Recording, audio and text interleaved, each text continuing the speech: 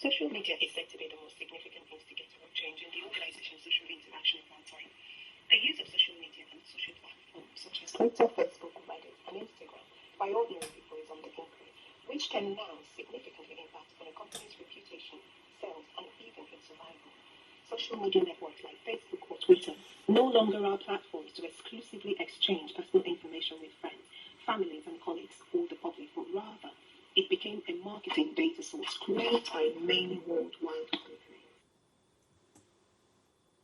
However, social media interconnectivity means that it is an excellent hunting place for illegal activities, and people are increasingly realizing that their friend may not be their friend. Digital addiction and online compulsive disorder is prevailing both at work and at home, making us not live in an attention economy anymore, but in an attention defect economy. Ultimately, there is the good and the bad and the ugly with social media. This video is an analytical summary of our group literature review, the concepts and the theory discussed in form of a presentation video. The concepts we will discuss centering around social media are strong ties and weak ties, love and accountable relationships, and Gladwell's tipping point concept, the law of the few, the power of the context, and the stickiness factor. One of the concepts we reviewed as a group is weak ties and strong ties. Grant Victor affirms that weak ties act as the bridge that connects strong ties from different clusters. Seeking support from close ties may neither be desirable nor practical when support is needed within sensitive and problematic circumstances. On the other hand, a weak tie support network may offer a more constructive and useful alternative, especially for those facing serious health challenges. However, not all social media interactions are necessarily good.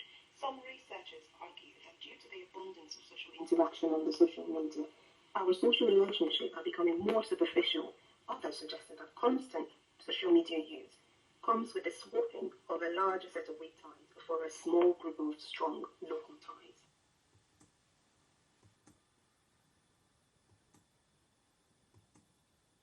Love versus accountable relationships. Here I will split them into two different sections. Love relations. So what is it? Love relations is exactly how it sounds. This is when you do something for someone without expecting anything in return, simply out of love. Examples of this could be your peers or friends, your partner or spouse, meaning boyfriend, girlfriend, husband or wife, or family and siblings and other relations who are close to you. This could also be triggered by the use of sympathy, where you are able to understand another's feelings and want to offer your compassion, for example, at funerals.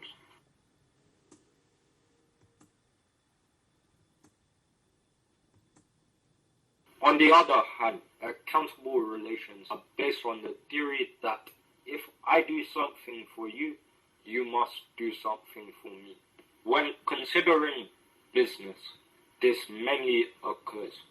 As in, if you give an accountant or a financial expert to do the accounts for the business year, the person would demand a certain amount in order to complete the accounts. Although, if you were to give extra, they would then expect extra in return. Social media has enabled massive distribution and redistribution of information, and the concept of the tipping point help explain how information spreads like wildfire, particularly in today's social media age. One of such accounts for why staffs tip is the law of the few. This is the idea that a lot of people get most of their information from a few, that is the influencers. The connectors, these are those people who connect us to the world, to worlds different from ours, with access to information, opportunities, and so on. It is they who take information from highly specialized worlds and translate it to the rest of the world. Also mavens. While the connectors are people experts, Mavens are information experts. They are trusted to have much reliable information about staffs. Their assessments can make or break the tipping of an epidemic. Lastly, salespersons. These are the persuaders. They are so because of their personality and abilities that make them able to convince people to adopt certain products and ideas. Businesses must locate mavens to start a word of mouth epidemic of their products. They must also use connectors to get their products or ideas to different social groups. And they must employ salespersons to persuade people to adopt their products. On the contrary, starting epidemics is not so. Influencers are of lesser importance than popularly supposed. Epidemics happen when a critical mass of easily influenced people influence another easily influenced people. Alternatively, the real reason for epidemics is that of the message and how it is presented to the public. It is the message rather than the messenger that is the obvious driver of sharing. So the real question is the message a social currency where people share it for self-promotion to make them look good or cool to others? Does it have triggers, a stimuli to remind people of the product? Does it evoke people's emotions? People share things they care about. Is it public? It's hard to copy something you can't see. Does it have practical value? What makes the product stand out as valuable? And is it embedded in the narrative? Great stories people want to tell. For businesses to not make their ideas or inventions fizzle out, but catch on into an epidemic, a business must utilize these 6 principles to make its idea or invention contagious. Gladwell's second concept is stickiness factor, meaning there's no point between loads of people if the message doesn't stick. You have to package the information so that it is irresistible enough and memorable that it sticks. Gladwell highlights that the variety of any information depends on its stickiness. How memorable is it? Is it memorable enough to get a reaction and an action from the recipients? The concept needs to be simple, credible, and unexpectedly to be sticky enough. Also, emotions such as anger, astonishment, empathy, and sympathy will lead to more sharing, ensuring content variety. And finally, the power of context. Gladwell's power of context theory is all about the spectators, the environment, and other external variables that can affect information contextually. The power of context approach can be utilized to target the tipping point that initiates the crime pandemics and other contradictory social phenomenality. However, a certain level of trust plays a huge role to online subscribers to online platforms due to the social media impersonality and the difficulty of deciding the usefulness of information published. However, our individual experiences and weak ties have been very enlightening during our discussion. We have made lasting ties in class internally and also externally. I shared my example of how I have implemented and grown my weak ties in my business based on what I've learned in class and the amazing result generated as a result of that. This made us all agree with some of the researchers who agree that information and network building grows more with weak ties than with strong ties. As rightly elaborated in May's literature review, social media is an excellent hunting place for illegal activities.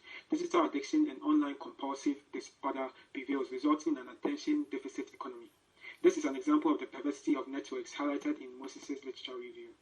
Also, the perversity of networks is also demonstrated in May's case study, where social media was used to spread wrong information about who the bomber could be, using crowdsourcing. This demonstrates that networks can sometimes function for nefarious reasons.